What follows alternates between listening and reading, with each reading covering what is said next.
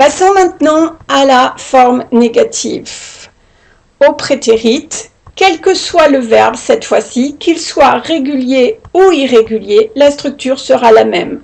Je devrais employer le sujet, l'auxiliaire, la négation not et la base verbale. Pour faire simple, si vous avez du mal, partez du principe que l'auxiliaire pour le prétérit est did. Ce qui va nous donner, si on reprend nos exemples, we liked the English lesson yesterday. Si on veut le mettre à la forme négative, il va me falloir le sujet we. Je prendrai l'auxiliaire did. Je mettrai la négation not. Puis je prendrai la base verbale, c'est-à-dire like sans le do.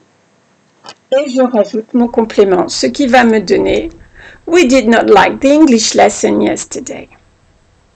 On continue avec la phrase she understood the English lesson last Monday. J'applique la règle. Je prends le sujet she, l'auxiliaire did. Je lui mets la négation not et le verbe understood qui est conjugué au prétérit doit se retrouver sous forme de base verbale, c'est-à-dire understand. De préciser qu'on pouvait bien sûr contracter did et not, ce qui donne didn't. She did not understand the English lesson last Monday. Troisième exemple. You wrote a lesson 2 months ago. À vous de mettre cette phrase au prétérit, à la forme négative.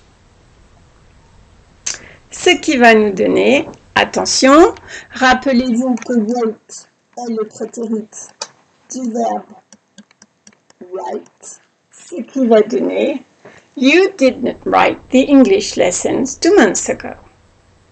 Dernier exemple, they copied the English lesson when I was out.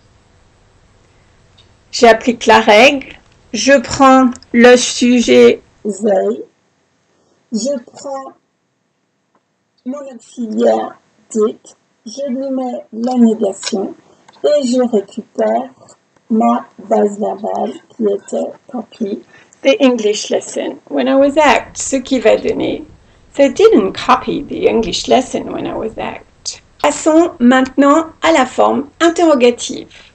Pour la forme interrogative comme pour la forme négative, quel que soit le verbe, on aura la même structure, la structure identique. On prendra un pronom interrogatif si on a besoin, l'auxiliaire, le sujet, la base verbale et on met un point d'interrogation puisqu'il s'agit d'une question. Partez encore du principe, si vous avez du mal, que l'auxiliaire pour le prétérit, c'est did. Donc, si on prend la phrase « We liked the English lesson yesterday », on va appliquer la règle tout de suite. Je n'utilise pas les pronoms WH pour le moment parce qu'on ne les a pas encore revus. Passons directement au yes no question en commençant par l'auxiliaire. On a dit que l'auxiliaire, c'était did. Ensuite, je dois prendre mon sujet, c'est-à-dire oui. Puis, je prends la base verbale, c'est-à-dire like, sans le D, ce qui va nous donner Did we like the English lesson yesterday? Et on monte la voix puisqu'il s'agit d'une yes-no question. On répond effectivement à cette question par oui ou non. Oui, j'ai aimé. Non, je n'ai pas aimé. Essayons maintenant avec She understood the English lesson last Monday. On est à la forme interrogative. Donc on pose la question en commençant directement par l'auxiliaire. Donc, je vais utiliser bien sûr did, le sujet she et la base verbale qui correspond à understood, c'est-à-dire understand, ce qui va donner Did she understand the English lesson last Monday? On n'oublie pas de monter la voix parce que ça commence directement par l'auxiliaire. À vous pour l'exemple suivant. You wrote a lesson 2 months ago. Essayez de mettre à la forme interrogative. Vérifiez si vous avez bon.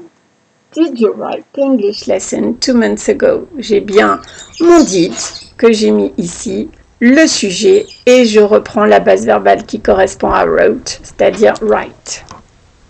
Dernier exemple. They copied the English lesson when I was out.